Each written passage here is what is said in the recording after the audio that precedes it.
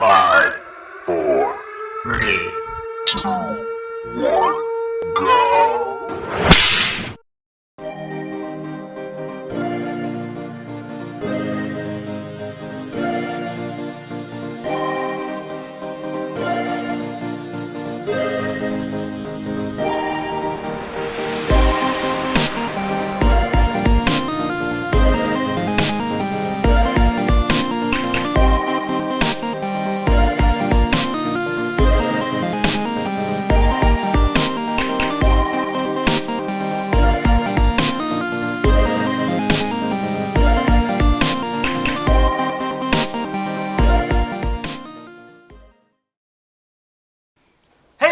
Welcome back to Ultima Gaming Live Season 2, Episode 4. 4? 4 whole episodes. We're already in 4 episodes? 4 whole episodes. That's a whole one more episode than our last season. I can't believe this. We're on a roll. I'm excited. I'm super excited. You know why I'm excited? Why? We got 3 new games this week. Which 3 new games are we talking about? First off, we have a cool new first-person shooter, SuperHot. Oh, SuperHot? The one for PC? Yeah, just PC. Just PC? Just PC. Xbox One?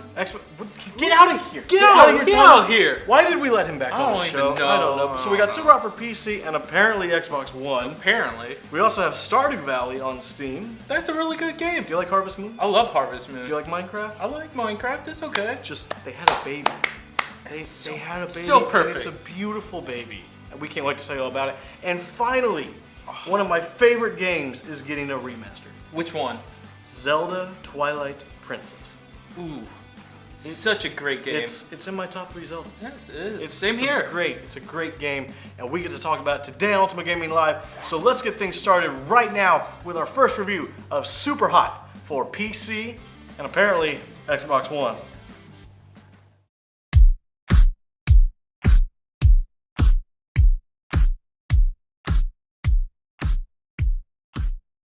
Have you ever wondered what it would be like to stop time and assess a situation before making your next move? Well, if you haven't, then you clearly haven't heard of SuperHot, a new first-person shooter on Steam. When you think of first-person shooters, you normally think of fast-paced, split-second decision-making. SuperHot gives players the ability to stop time. Time only moves when you do. Players will enter different scenes and enemies will spawn randomly all around you. When you stop moving, time stands nearly still, but doing even small things such as picking up a weapon or turning your head will cause time to move slowly. With enemies spawning in every direction, it's important to constantly be on the lookout.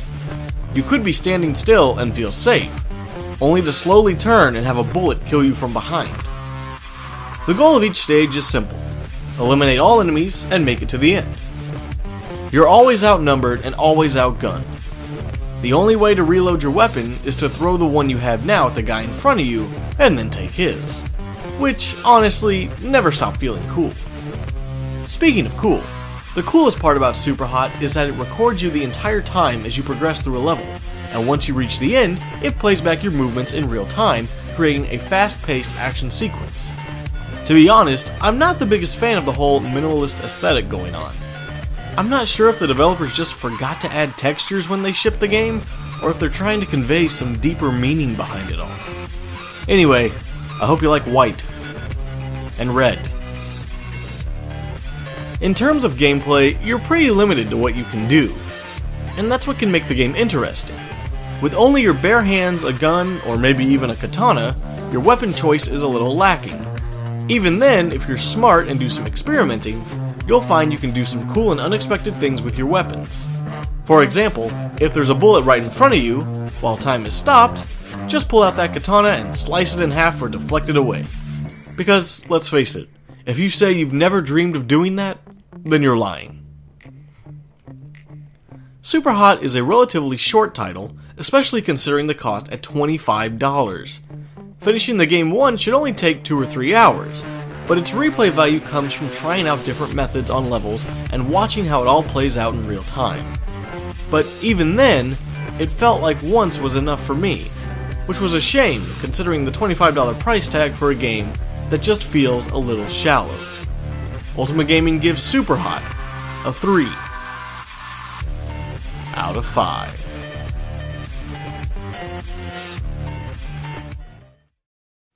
So anyway, I told the guy, I said, either give me the whipped cream on top or you're fired. And hey, welcome back to Ultimate Gaming Live. So that was our review of SuperHot for the PC and Xbox One.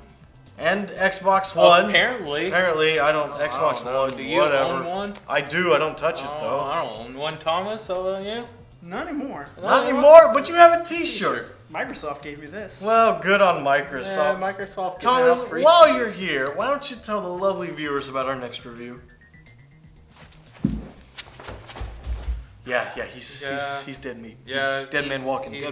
Jesse, just Cut him off. what's our next game? Stardew Valley. Stardew Valley for PC, the love child of Harvest Moon and Moon and Minecraft. Minecraft. I'm excited. You're excited. I'm excited. Let's take a Here's our look. review.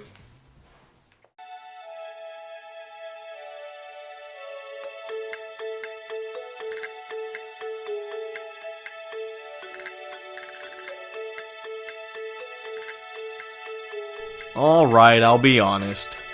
This episode may have taken longer to produce because I've been really busy. Not exactly productive, but busy. I can't stop playing Stardew Valley. It's definitely one of the greatest titles I've played so far in 2016, and you'll be hard-pressed to find something better.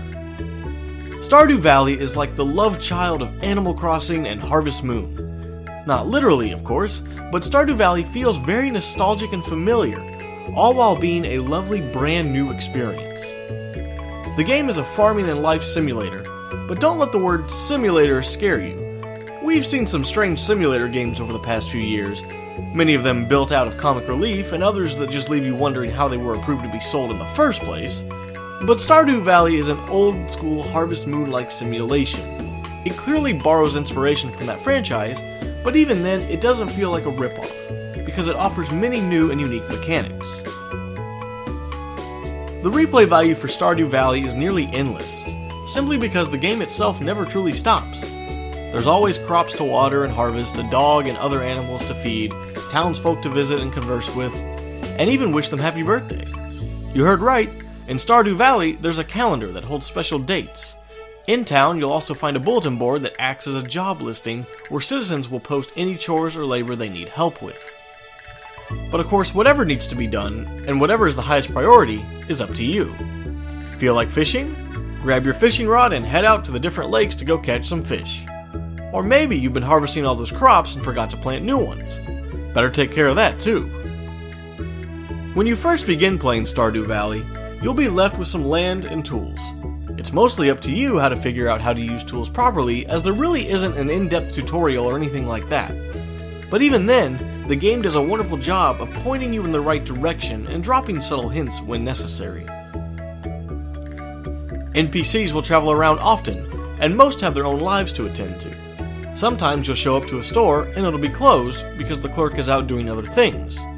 At first it was a bit confusing and frustrating, but once you learn the flow of the town and how everyone operates, you'll learn to fit right in and get accustomed to it. Stardew does a fantastic job of making the NPCs believable and more than just simple pre-programmed nobodies. If you need to collect ore and stones, you'll have to head into the mines. Here, you'll find monsters to face and experience the combat that Stardew has to offer. It doesn't have much depth, honestly, with only 2 types of weapons to choose from, some quicker but weaker, while others stronger but slower. You'll pick up on the mechanics rather quickly. The art and overall aesthetic of Stardew Valley looks like a beautifully crafted Game Boy Advance game. Colors are bright and vivid, and details are in every small piece. The town feels alive with its charm and NPCs, and is even better with its fitting soundtrack. Not to mention, this game was created solely by one man. The entire thing. One guy. Just one. But I'll tell you one thing.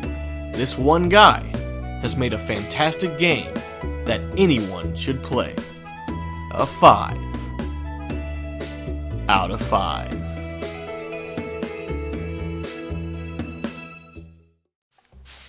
Life's hard out on the farm. Look what I made. You made that? Yeah, I made it. I grew it myself. Made it in Stardew Valley? Yeah, I made it in Stardew. Wow, I that's- brought your cup of coffee. That's What is coffee that? mate. That's coffee mate. That's I some wanted trash. a frappuccino Trash. with whipped cream. Get You're out of here. useless. Get out of here. We really need new interns. There's days I just wanna throw him into the abyss. There's just sometimes I want to take this pot and smash it. I just want to throw him into the abyss, into the twilight, and just never see him Just again. be done with it. He killed my beautiful plant. He killed your beautiful fake plant. Yeah, well, That's so sad. I just- Speaking of Twilight, What Twilight? we have one more game to review. Which one? The Legend of Zelda, Twilight Princess HD for Wii U. Wii U's actually having a game? That's right, it's time to turn on your Wii U's again for this fantastic game. Here's our review.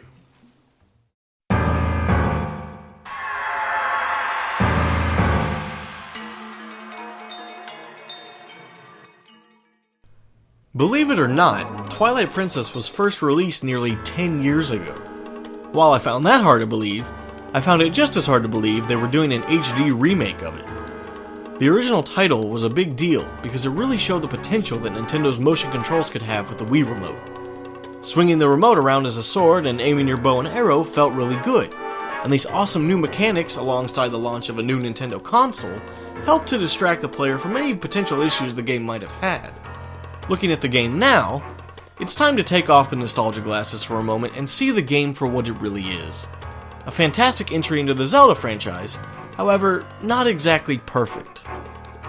Nintendo decided to give what many would call one of the darkest and most mature Zelda titles a nice little polish and makeover.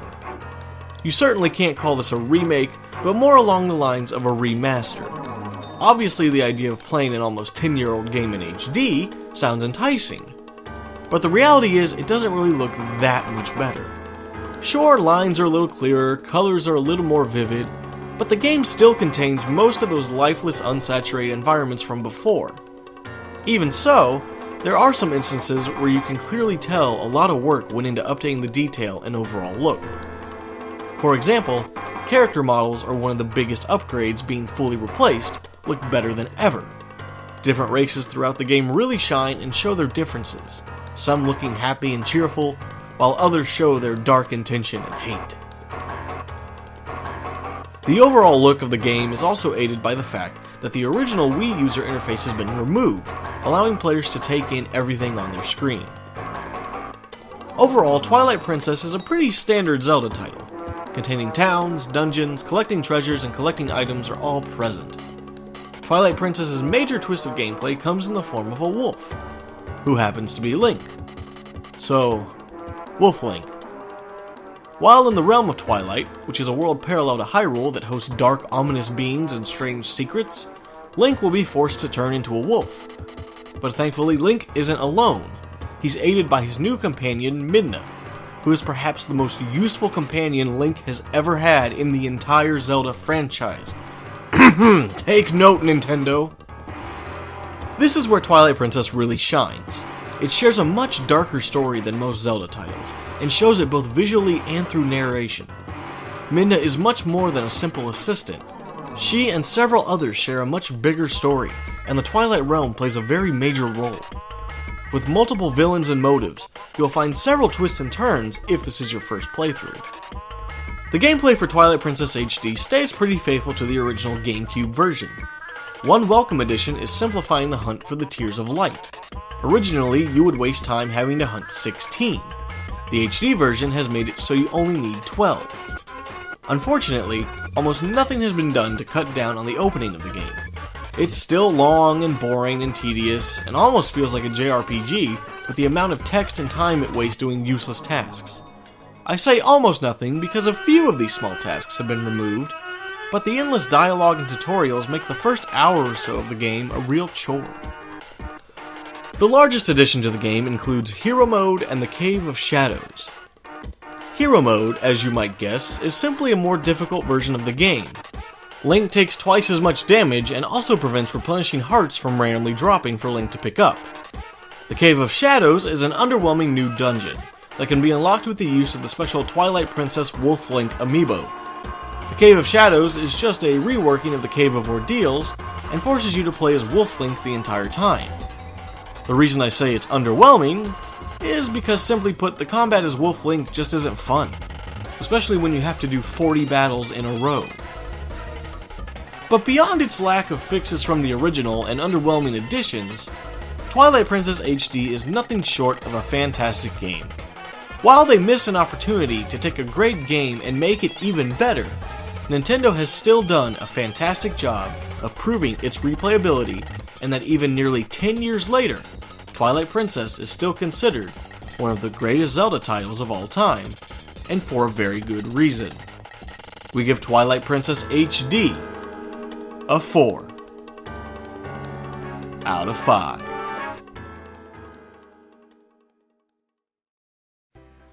So that was pretty good. Yes, it was. It's amazing. That was amazing. I am so glad that game got a remake. I thought it was very well deserved. It's a really beautiful port. It was a fantastic title, and what is behind us? Heck is that? What? I believe. So apparently our intern thinks he's the king of Hyrule. This close. This close to firing him right now. I can't. This just in. Ultima Gaming is hiring. We need interns and badly. But anyway. Before we close out the show, I want to say thank you so much to our first 100 subscribers. I know at the time of this video it's a little bit more than that, but you guys are awesome. Thank you so much. Seriously, you guys are the best. You guys are the best. We love you guys. We love you guys so much. And we have a giveaway coming up. You're going to see a video about that very soon.